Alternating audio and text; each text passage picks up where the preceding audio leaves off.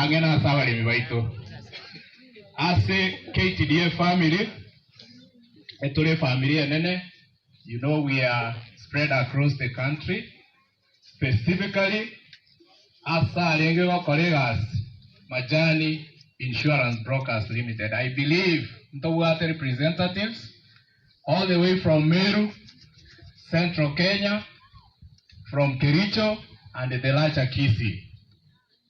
We also are joined by our boss, who is also going to read a message of condolence from our Vice Chairman National and also the CEO KTDA and on our own behalf.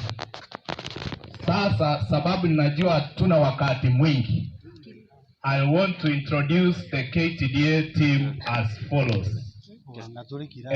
Tuko na KTDA head office. Wako wapi tafadhali? Mikono juu.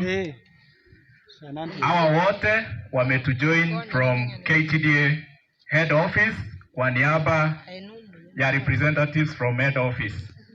Tuko na Greenland Feather Limited ambao wana deal na pesa. Representative, please inua mkono. Asante sana kwa